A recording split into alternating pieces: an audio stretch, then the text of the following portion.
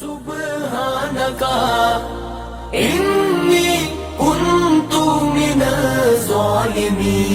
انسان یہ سب سے برتر مولا ہے اپنے گھر پر، انسان یہ سب سے برتر مولا یہ اپنے گھر پر، اب قید میں پڑا ہے ایک وائرس سے ڈر کر۔ بسم اللہ الرحمن الرحیم۔ ناظرین کرام السلام علیکم ورحمۃ اللہ وبرکاتہ۔ آج آئیے ہم سیکھنے کی کوشش کریں کہ دعائیں ہم کیسے اس کا انتخاب کریں، دعائیں کریں کیسے۔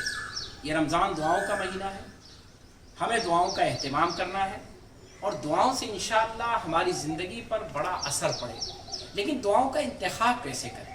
ناظرین کرام بہت ساری کتابیں موجود ہیں اور بڑی اچھی کتاب ہے، ہندی، اردو، انگلش سبھی زبانوں میں موجود ہے۔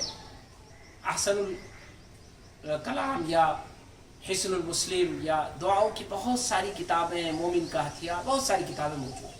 آپ جو بھی دعا کی کتاب لے لیں، دعاؤں کی کتابیں عموماً موٹی ہوتی ہیں۔ کئی سو دعائیں ہیں جو رسول اللہ صلی اللہ علیہ وسلم نے آپ کو سکھلائی۔ آپ کو میں ایک آسان طریقہ بتلانا چاہتا ہوں۔ قرآن مجید میں تقریباً 40-42 آیتیں ایسی ہیں جن میں ہمیں دعائیں سکھلائی گئی۔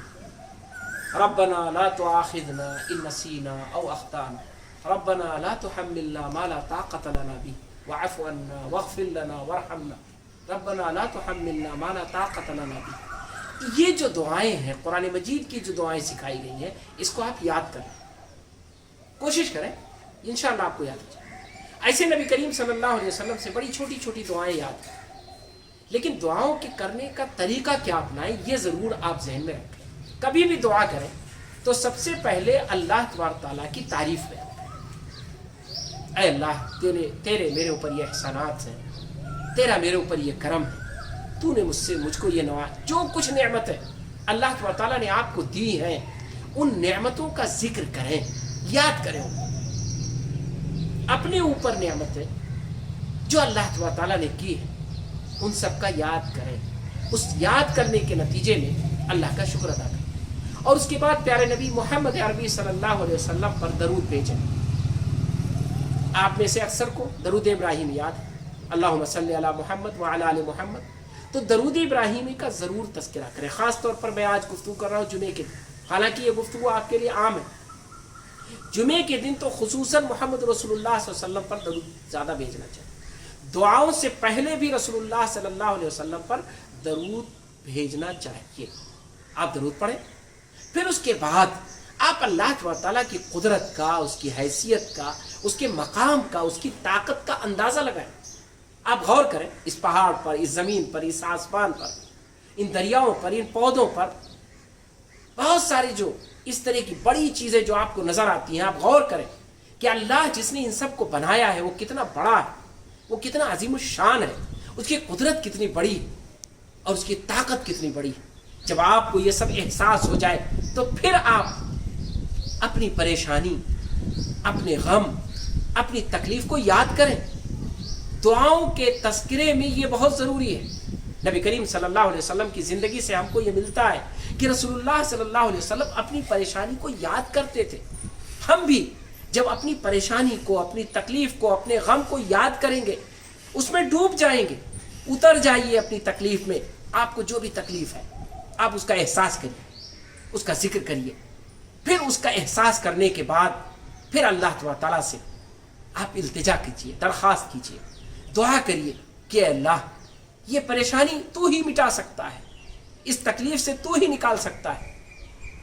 ہم جس پریشانی، جس مصیبت میں ہیں، تیرے علاوہ کوئی ہمیں اس سے نجات دینے والا نہیں ہے۔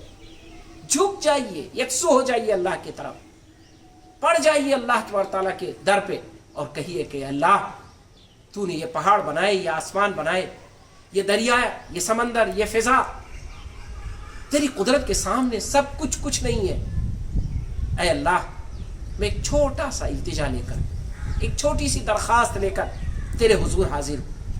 میری یہ چھوٹی سی پریشانی ہے، میرا یہ تھوڑا سا کام ہے، میری یہ تھوڑی سی ضرورت ہے، اے اللہ تو اسے پورا کر دے۔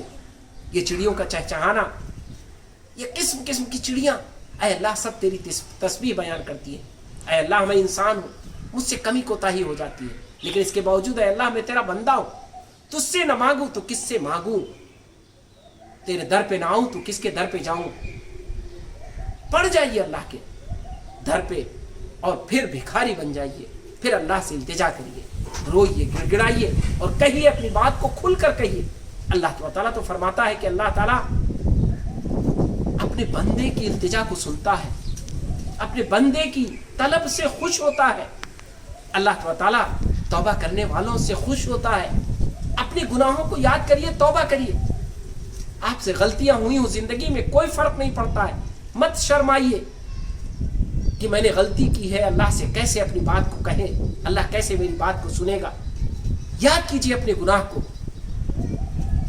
پشیمانی کا اظہار کریے, ذکر کریے اللہ سے. اللہ سے چھپا ہوا نہیں ہے آپ کا گناہ, آپ کی غلطیاں اللہ کے علم میں ہے, وہ علام الغیوب ہے.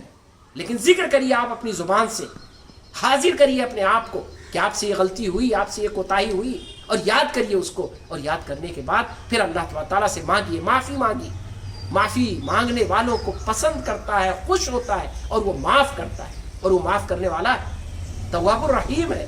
وہ معاف بھی کرتا ہے اور رحمت بھی نازل کرتا ہے. تو اس دعاؤں کے مہینے میں آئیے ہم دعاؤں کا سلیقہ سیکھ لیں. دعاؤں کا سلیقہ سیکھ کر انشاءاللہ جب ہم اللہ تعالیٰ سے دعائیں کریں گے, اپنی بات رکھیں گے, مانگیں گے, تو اللہ تعالیٰ ہم کو ضرور دے گا.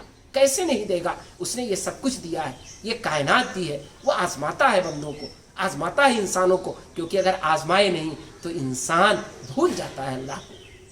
یہ چرند پرند نہیں بھولتے ہیں اللہ کو, یہ دنیا, یہ کائنات نہیں بھولتی ہے اللہ کو, یہ سورج چاند نہیں بھولتے ہیں اللہ کو. لیکن انسان بھول جاتا ہے, شرکش ہو جاتا ہے, باغی ہو جاتا ہے, نافرمان ہو جاتا ہے. اللہ تعالیٰ اسی لیے گرفت کرتا ہے, انسان کو جھٹکا دیتا ہے, اسے یاد دلاتا ہے کہ وہ بھی یاد کرے اللہ کو.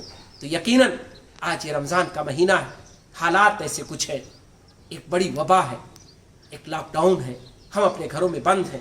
آئیے ہم سب مل کر اللہ سے دعا کریں اور سلیقے سے دعا کریں. دعا کا سلیقہ سیکھیں اور سلیقے سے دعا کریں. انشاءاللہ اللہ تعالیٰ ہماری دعاؤں کو ضرور قبول